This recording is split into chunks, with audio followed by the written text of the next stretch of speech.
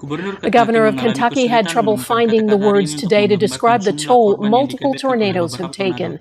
The deadliest one cut a 365-kilometer path along the ground, destroying everything it hit. More than 80 people are confirmed dead, 74 of them in Kentucky. Other people are still unaccounted for. And those who survived have no home, heat, water, or power in the chilly December temperatures. Jackson Prosco is in the small town of Mayfield, Kentucky, or what's left of it.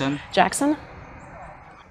Well, Donna, the damage here in Mayfield is extensive and it's incredible. It's like this for block after block where houses have been absolutely destroyed. But it's like this in towns across Kentucky, and that means that people are not only grieving the loss of their own homes and possessions, but also of the communities where they live. Piece by piece, the Cato family is picking up what's left. Just so that we can get into the bedroom and get that stuff out. Their home in Mayfield, Kentucky was shattered by a tornado.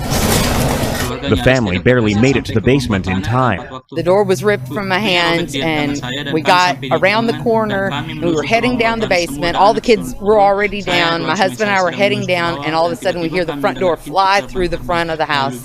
And we had just got to the basement floor when we heard the big boom, and the whole house just erupted. Their house, their neighborhood, and their entire town are gone. It was very humbling to realize everything that we had, we now have nothing. The tornado that struck Mayfield was a monster, carving a 300-kilometer-long swath, part of an outbreak of storms that stretched across 6 states.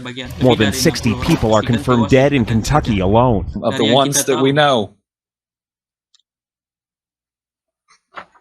the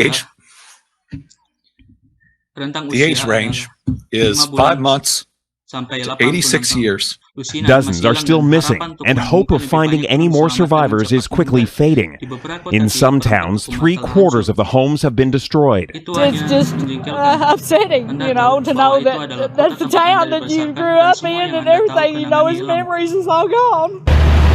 The buildings that survived are heavily damaged and surrounded by dangerous debris. Yet there is no shortage of people willing to help in one way or another. Okay, I need everybody to get down. This is video of one of Friday's tornadoes taken by Canadians Drew Taylor and Alicia Cairns near Nashville. What we experienced was crazy. It was almost like a freight train that went over the building. Their home was spared, and so they drove 2 hours north to Mayfield and started cooking for those who lost everything. One thing to see it on TV, but to see it in person, it's pretty tragic. In just the past few minutes, we've seen more search and rescue crews with dogs coming through these houses to make sure, once and for all, that there is no one trapped inside. But the job of doing that right across this state with so many homes and communities impacted is going to take some time. Donna, the governor says it could be a week or more until they know exactly the status of all those who remain unaccounted for. Jackson Prosco in Mayfield, Kentucky tonight. Thanks.